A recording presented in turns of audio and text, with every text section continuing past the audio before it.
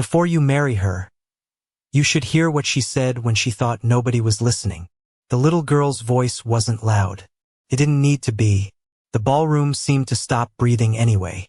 Crystal chandeliers glowed above hundreds of guests dressed in black tuxedos and designer gowns.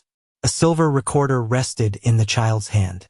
Across the room, billionaire Richard Whitmore lowered his champagne glass. For the first time that evening, the smile disappeared from his face. And standing beside him, his fiancée suddenly forgot how to breathe. 3 hours earlier, the Whitmore Grand Ballroom had looked exactly the way the city expected it to. Elegant, perfect, untouchable. Servers moved quietly between tables carrying champagne flutes. A string quartet played near the marble staircase. Cameras flashed as business leaders, politicians, and charity board members gathered beneath the gold-lit ceiling. At the center of it all stood Richard Whitmore, 52 years old, founder of Whitmore Holdings, owner of luxury hotels, shipping companies, and enough real estate to put his name on half the skyline. People called him successful, powerful, respected, but nobody called him happy anymore. Richard stood near the stage reviewing a thick folder of documents that would be signed before midnight. The papers would establish a new family trust after his upcoming wedding. Lawyers had reviewed everything. Advisors had approved every page. Nothing appeared unusual, yet something about the evening felt slightly wrong. Not enough to explain, just a faint irritation beneath the surface, like a song playing one note off key. He glanced toward Celeste Whitmore, soon to be Celeste Whitmore officially. She was speaking with donors near the ballroom entrance, smiling effortlessly. Beautiful, composed, admired. Exactly the woman everyone expected him to marry. Richard looked away. Near the edge of the stage sat a half-empty champagne glass someone had abandoned 20 minutes earlier. Strange. Security usually removed forgotten items immediately. He found himself staring at it longer than necessary. Then his phone buzzed once. A message from his chief attorney. Everything ready. Signatures at 9 p.m. Richard slipped the phone back into his pocket. Across town, in a small apartment above a laundromat, 9-year-old Maya Brooks sat on the edge of a worn sofa holding a silver recorder with both hands. Rain tapped softly against the window. The room smelled faintly of detergent and old radiator heat. In the kitchen, her mother was washing dishes after a 12-hour shift. Neither of them belonged anywhere near a ballroom like Whitmore's. Maya turned the recorder over again. The metal surface was scratched. One corner carried a tiny crack beside the play button. On the back, barely visible beneath years of wear, were 4 engraved words. See, Whitmore. Maya swallowed. She remembered the first time she had seen those initials.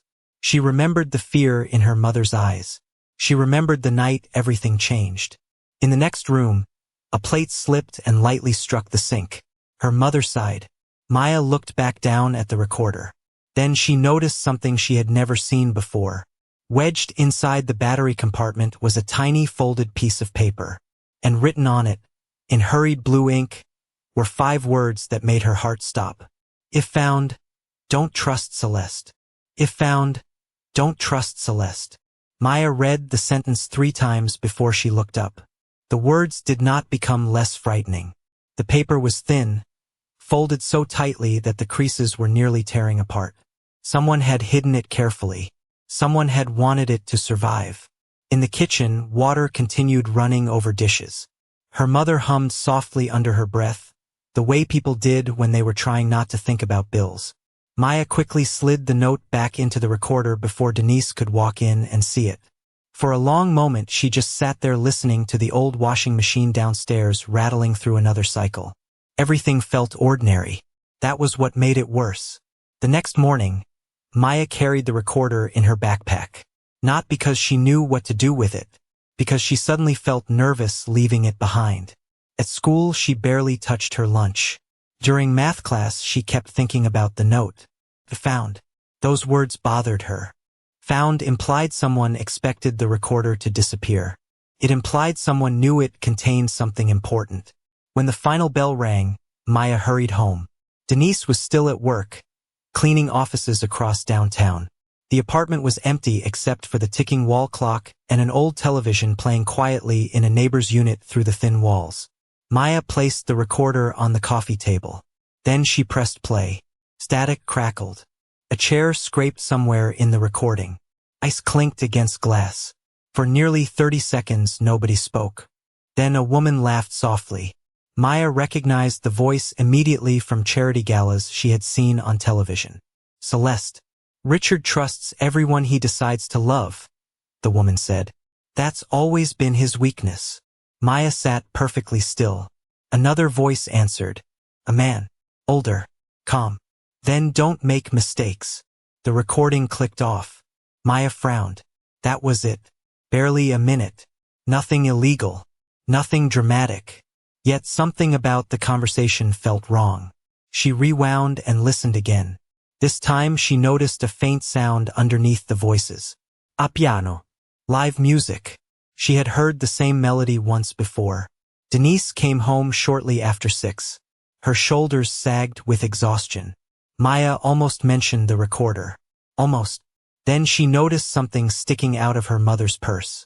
A folded invoice stamped past due in red letters. Denise saw Maya looking and quickly tucked it away. Just grown-up stuff, she said with a tired smile. That night Maya waited until her mother fell asleep. Rain tapped against the window. The apartment glowed blue from a streetlight outside. Maya searched online for old charity events hosted by Whitmore Holdings. After nearly an hour she found a video. A fundraising gala from 18 months earlier. She clicked play. Guests laughed beneath crystal chandeliers. A string quartet performed near a marble staircase. Then Maya heard it. The same piano melody from the recorder. Her stomach tightened. The recording had been made at a Whitmore event. She paused the video and stared at the guest list scrolling beside the screen. One name appeared near the top. Celeste Whitmore. Another appeared near the bottom. Denise Brooks, banquet staff. Maya leaned closer. Then she noticed something stranger. According to the event schedule online, there had been a 43-minute gap in the ballroom security archive that night.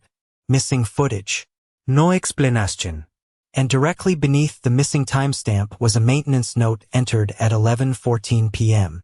Recorder recovered from East Service Corridor. Recorder recovered from East Service Corridor. Maya stared at those 6 words until the letters seemed to lift off the screen. Recovered did not mean lost. Recovered meant someone had found it, handled it, logged it, and then somehow it still ended up hidden inside the lining of her mother's old uniform. She took a picture of the maintenance note with her cracked phone, then another picture of the missing security timestamp, because grown-ups always asked children for proof and then looked surprised when children had it. The next afternoon, she waited outside the office building where her mother cleaned. Denise came out wearing rubber-soled shoes and a gray jacket with one sleeve slightly torn near the cuff. Maya almost showed her everything right there on the sidewalk, but then a black SUV rolled slowly past the curb. The windows were tinted. Denise did not seem to notice, but Maya did. The SUV turned the corner and disappeared. That night, while her mother reheated soup on the stove, Maya searched through the cardboard box Denise kept under the bed.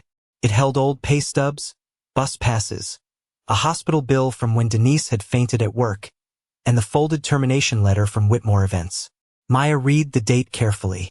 Denise Brooks was fired at 10:35 p.m. for suspected theft of a diamond bracelet belonging to Celeste Whitmore. Maya's lips parted. The maintenance note said the recorder was recovered at 11:14 p.m. 39 minutes after her mother had already been escorted out. The spoon in the kitchen tapped once against the side of a bowl. Maya, Denise called softly. What are you doing in there? Maya slid the papers back, but kept the termination letter under her shirt. Nothing, Mama. The lie tasted bitter, but it was not the same as hiding. The truth forever. The next evening, she took the bus downtown with the recorder wrapped in a knit hat at the bottom of her backpack. She did not go through the front entrance of the Whitmore Grand Hotel. She walked around to the service alley, where delivery workers smoked beside stacked crates and kitchen steam drifted into the cold air. An older janitor named Mr. Alvarez remembered her mother. His face changed when Maya said Denise's name. Your mama didn't steal anything, he said quietly. glancing toward the security camera above the door. I know that much. Maya showed him the picture of the maintenance note. His eyes narrowed. That note was not in the system the next morning. Are you sure?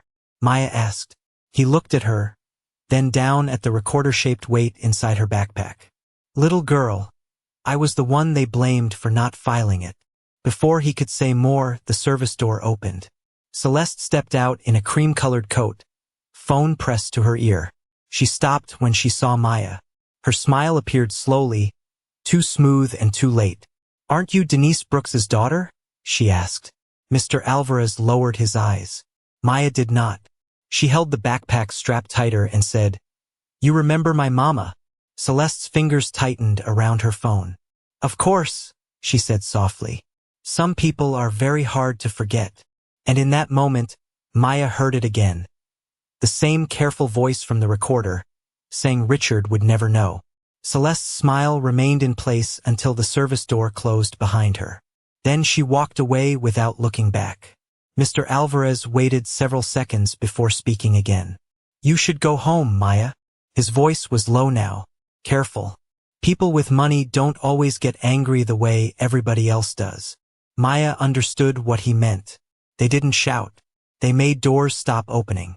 The following Saturday, she rode 2 buses across the city and stepped into the Whitmore Foundation headquarters. The building rose 30 stories above downtown, all glass, steel, and polished stone. Inside, everything reflected light. The floors, the walls, even the smiles. Maya felt smaller with every step. The recorder rested inside her backpack. She had come because the foundation website listed a public community outreach office. Someone there had to care about the truth. At least that was what she hoped. A woman at the front desk adjusted her glasses and looked over the counter. Can I help you? Maya carefully placed a printed copy of the maintenance note on the desk. I need to talk to someone about Denise Brooks. The woman's expression changed almost imperceptibly. Not rude, just distant. Do you have an appointment?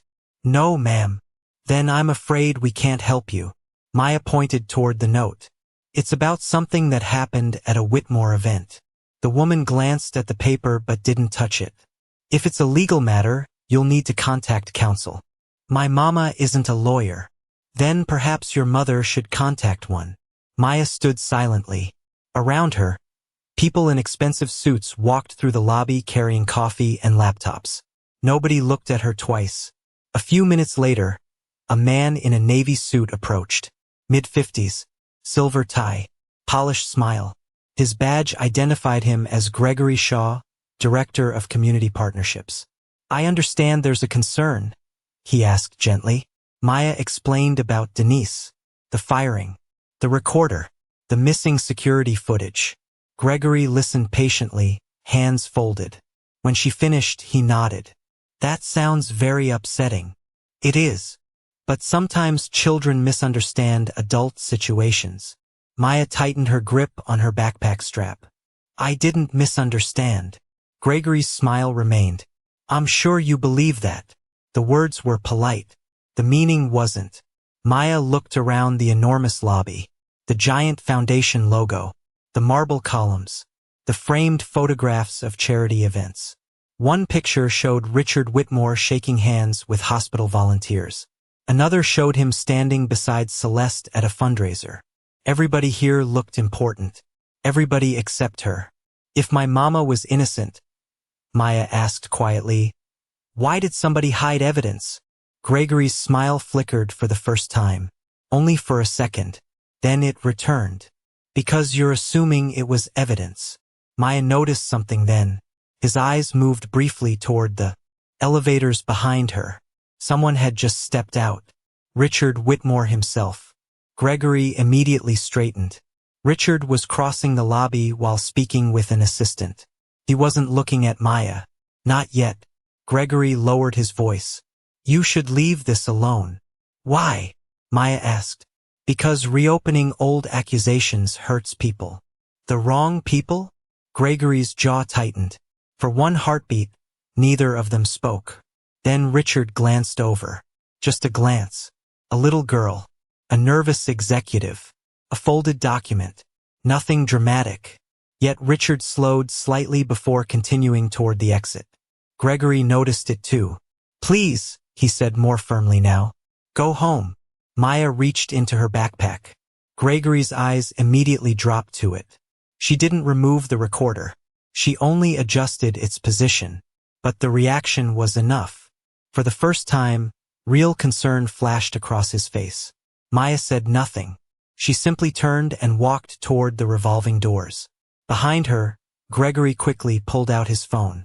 Through the glass, Maya watched him make a call before she even reached the sidewalk. Then she saw the detail he didn't realize she could see. As he turned away, a photograph appeared briefly on his phone screen. It wasn't Richard. It wasn't a lawyer. It was Celeste. And beneath her name was a message already typed before the call connected. "She knows about the recorder. She knows about the recorder." Maya stared through the glass until Gregory Shaw disappeared into a private hallway. The message lingered in her mind all the way home. Not because it proved anything by itself. Because it meant adults with power were talking about the recorder before she had even shown it to them. That night rain slid down the apartment window in silver streaks. The television in the neighboring unit murmured through the wall. Denise sat at the kitchen table sorting unpaid bills beneath a weak yellow light. Maya watched her mother for a long time before finally pulling the recorder from her backpack. "Mama," she asked quietly, "when you worked at the hotel, did you ever see this before you found it in your uniform?" Denise froze. Not dramatically, just enough. A spoon stopped, moving inside her coffee cup. "Why?" Maya placed the recorder on the table. Denise looked at it the way people look at something from another life. "I tried not to." Maya frowned. "What does that mean?" Denise exhaled slowly. "The night I was fired, I saw it on a service card outside the ballroom." Maya leaned forward. "Then why didn't you tell anyone?" Denise looked down. "Because 10 minutes later they were accusing me of stealing a bracelet." Silence settled between them. Rain tapped softly against the glass. Then Denise stood and walked into her bedroom. When she returned, she carried an old shoebox Maya had never seen before. Inside were photographs, employee badges, folded schedules, and a cracked flip phone wrapped in a hand towel. "I kept this because I couldn't throw it away," Denise said. Maya picked up the phone carefully. The battery cover was missing. A sticker on the back had nearly peeled away. Denise looked embarrassed. "It doesn't work anymore." Maya turned it over. Then she noticed something tucked beneath the battery compartment. A tiny memory card. Denise blinked. "I've never seen that before." The next afternoon Maya visited a small electronics repair kiosk inside a discount mall. The owner charged $10 to read the card. Maya used money she had been saving for school supplies. When the screen finally loaded, only 3 files appeared. 2 were corrupted. The third was a photograph. Maya stared. It showed the ballroom from 18 months earlier. Guests in formal wear. Servers carrying trays. Celeste near the stage. At first nothing seemed unusual. Then Maya zoomed in. Standing beside Celeste was Gregory Shaw. Not surprising. Except his event badge identified him as Foundation Director. Yet according to the Foundation website, Gregory had not officially joined the organization until 6 months later. Maya printed the image. That evening she sat on a bus heading downtown again. This time she wasn't looking for Gregory. She was looking for Richard Whitmore. She waited nearly an hour outside Whitmore Holdings headquarters before a black sedan finally pulled up. Richard stepped out holding a leather portfolio. He looked tired. Older than he appeared in magazines. Maya walked forward before she could lose her nerve. Security immediately moved between them. "Sir, keep walking," one guard said. Richard almost did. Then Maya held up the photograph. "Mr. Whitmore." Richard paused. The guard sighed. "Sir, she's been showing up around Foundation offices." Richard glanced at Maya, then at the photograph in her hand. Something about her expression made him stop. Not desperation, not anger, certainty. Maya offered him the picture. "My mama didn't steal anything." Richard accepted it out of politeness more than belief. He looked at the image for barely 2 seconds before starting to hand it back. Then he stopped. His eyes narrowed slightly. He looked again. Longer this time. Much longer. "Where did you get this?" he asked quietly. Maya didn't answer immediately. Richard's gaze remained fixed on one corner of the photograph. A corner most people would never notice. Because reflected in a ballroom mirror behind Celeste was someone who wasn't supposed to be there at all. And Richard suddenly realized he recognized the man standing beside her. Richard Whitmore did not speak again until he was back inside the sedan. The photograph remained in his hand the entire ride downtown. Traffic lights reflected across the window. The city moved around him. He barely noticed. "Sir?" his assistant finally asked from the front seat. Richard looked up. "Get me personnel records from the Whitmore Grand Gala 18 months ago." "Which department?" "All of them." The assistant hesitated. "Tonight." Richard folded the photograph carefully and slipped it into his portfolio. "Tonight." He said nothing more. An hour later, he sat alone in his office overlooking the river. The building had mostly emptied. Cleaning crews moved quietly through distant hallways. On his desk sat 3 items. The photograph Maya had given him, a printed event roster, and a personnel timeline from the Whitmore Foundation. Richard loosened his tie and studied them side by side. Gregory Shaw officially joined the foundation 7 months after the gala. The documents said so clearly. Yet the photograph showed Gregory present at the event wearing a foundation credential. Richard picked up the phone. "Evelyn." His private attorney answered immediately. "Richard, I need a favor." "Legal favor or personal favor?" "The kind that leaves no footprints." Silence. Then, "I'm listening." Richard asked for archived staffing contracts, temporary access records, and internal event authorizations from the gala. Nothing dramatic. Nothing accusatory. Just copies. Evelyn asked no unnecessary questions. She never had. Across town, Maya sat at the kitchen table while Denise sorted laundry. The television played softly in the background. A weather forecast. Rain again tomorrow. Denise glanced toward an envelope resting near Maya's elbow. "What's that?" Maya opened it. Inside was a check. $5,000. No note. No explanation. Just a cashier's check. Denise stared. Where did that come from? Maya already knew the answer. Someone wanted the recorder to disappear. Someone thought poor people could be bought. She folded the check in half and slid it back into the envelope. "We're not cashing it." Denise looked at her daughter for a long moment. "Maya, Mama." Her voice stayed calm. "If somebody pays us not to ask questions, then they already know the answer." Denise said nothing after that. The refrigerator light glowed softly across the kitchen floor. Somewhere downstairs a washing machine rattled into another spin cycle. For a few minutes the apartment felt peaceful. Then Maya's phone buzzed. An unknown number. One text message. 3 words. "Stop asking questions." The message vanished less than a minute later. Deleted remotely before she could respond. Maya stared at the empty screen. Back downtown, Richard received a secure email from Evelyn shortly after midnight.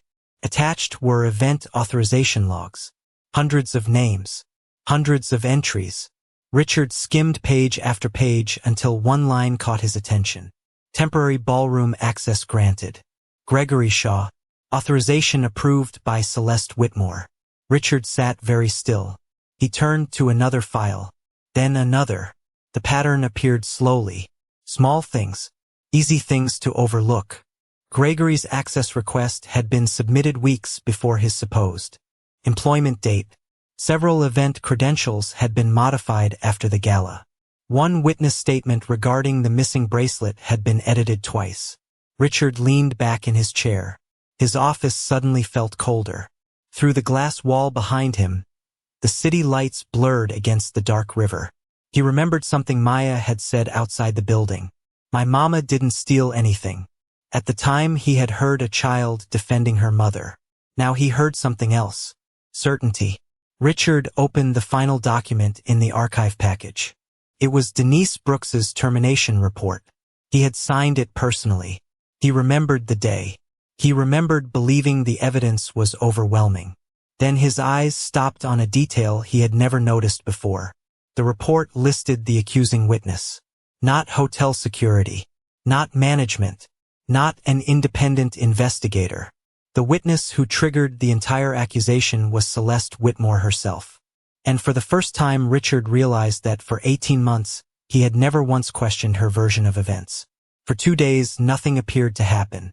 Richard went to meetings, signed documents, attended dinners, answered reporters. If anyone had watched him closely, they would have seen the difference. He was listening now. The following Thursday evening, preparations were underway for a private pre-wedding reception inside the Whitmore Grand Ballroom. Staff moved tables. Florists adjusted centerpieces. Technicians tested lights above the stage. Everything looked normal. Richard intended to keep it that way. He stood near the ballroom entrance reviewing seating arrangements while Celeste discussed guest lists with event coordinators. She looked relaxed again, confident. Whatever concern Maya's appearance had created seemed to have faded. That was exactly what Richard wanted. Earlier that afternoon, he had called Maya from a private number. The conversation lasted less than 4 minutes. "Do you still have the recorder?" "Yes, sir." "Good. Keep it with you." A pause. "Mr. Whitmore?" "Yes." Maya hesitated. The lady in the recording kept saying nobody would notice little things. Richard looked out his office window. Sometimes little things are the only things that matter. Now, standing inside the ballroom, he remembered those words. Across the room, Gregory Shaw entered carrying a folder. Celeste greeted him immediately. They exchanged a few quiet sentences before separating. Richard noticed something else. Gregory handed her a sealed envelope. Celeste slipped it into her purse without opening it. Most people would never have paid attention. Richard did. An hour later, he invited both Gregory and Celeste into a private conference room overlooking the ballroom. The room felt cold beneath recessed lighting. A pitcher of water sat untouched in the center of the table. One security camera blinked quietly from the upper corner. Celeste entered first. Gregory followed. Richard remained standing, calm, polite. "I need help clarifying something," he said. Celeste smiled. "Of course." Richard placed an enlarged copy of the old gala photograph on the table. Neither Gregory nor Celeste reacted immediately. "Interesting picture," Gregory said. Richard nodded. "It is." He slid another document beside it. "Event access authorization records." "Can either of you explain why Gregory attended a foundation event 7 months before he officially joined the foundation?" Silence. "Not long. Just long enough." Gregory answered first. "Consulting work." "Do you have records?" Richard asked. Gregory blinked. "I would have to check." "Please do." Celeste folded her hands. "Richard, surely this isn't important." "Maybe not." His tone never changed. "Then again, maybe it is." Nobody touched the water glasses. Nobody looked at the camera. The room seemed to grow quieter. Then Maya's voice echoed in Richard's memory. "Nobody notices little things." Richard reached into his folder and removed one final page. A copy of the maintenance note regarding the recovered recorder. He placed it beside the photograph. For the first time, Gregory's expression shifted. Barely. A tightening around the eyes. Celeste looked down at the paper, then immediately away. Richard noticed. "Have either of you seen this before?" he asked. Gregory answered too quickly. No. Celeste remained silent. Richard said nothing. The silence stretched. Somewhere beyond the conference room wall, music drifted faintly from ballroom rehearsals. Finally, Celeste smiled again. "Richard, this is becoming strange." "Maybe." He collected the papers. "Thank you for your time." The meeting ended. No accusations. No confrontation. Nothing dramatic. Gregory left first. Celeste followed. As she reached the door, her hand stopped on the handle. Not because Richard spoke. Because she noticed something sitting on the conference room credenza. A silver recorder. The same recorder she believed was hidden. For 1 second her composure disappeared. Then it returned. She walked out without a word. Through the narrowing gap of the closing door, her eyes met Richard's. And in that instant she understood something that chilled her far more than the recorder itself. The little girl was no longer fighting alone. The door closed behind Celeste with a soft click. For several seconds Richard remained alone in the conference room, staring at the recorder resting on the credenza. He did not touch it. Not yet. Through the glass wall he could see staff preparing the ballroom below. Waiters adjusted table settings. Technicians tested microphones. Everything looked normal. That was the unsettling part. Entire lives could be ruined while the room still looked beautiful. His phone vibrated once. A message from Evelyn. Found something. Check secure folder. Richard opened the file immediately. Inside was a recovered backup from an archived event server. Most of the security footage from the gala had vanished 18 months ago. The missing 43 minutes were still gone. But one secondary audio channel had survived because it had been attached to a ballroom presentation recording system, not the security network. Richard stared at the screen. Then he pressed play. The recording began with ordinary sounds. Glasses clinking. Music. Guests talking. For almost a minute nothing seemed important. Then a familiar voice appeared. Celeste. Clear. Unmistakable. Richard felt his chest tighten. Move the recorder, she said. If someone finds it, everything becomes complicated. A man's voice answered. Gregory. And Denise. She's perfect. Celeste laughed softly. Nobody ever believes staff over donors. Richard closed his eyes. He remembered signing Denise Brooks's termination report. He remembered not asking enough questions. The recording continued. Once Richard signs the trust documents, none of this matters. Gregory asked if she was worried. About Richard? Celeste replied. No. He trusts me completely. Silence filled the office after the audio ended. Richard did not move. For a long time he simply sat there staring at the dark screen. Then another voice entered his memory. Maya's. My mama didn't steal anything. Not anger. Not pleading. Certainty. A quiet knock interrupted him. Evelyn entered carrying a folder. There's more. Richard looked up slowly. She placed several pages on the desk. Bank transfer records. Corporate filings. Authorization logs. Gregory had received consulting payments months before his official employment began. Every transfer originated through accounts controlled by companies linked to Celeste. The paper trembled slightly in Richard's hand. Not because he was afraid, because he finally understood the shape of the lie. Denise had never been the target. She had been the cover. The door opened again. This time Maya stepped inside. Evelyn had arranged it quietly. The girl looked impossibly small standing in a room built for executives and billion-dollar decisions.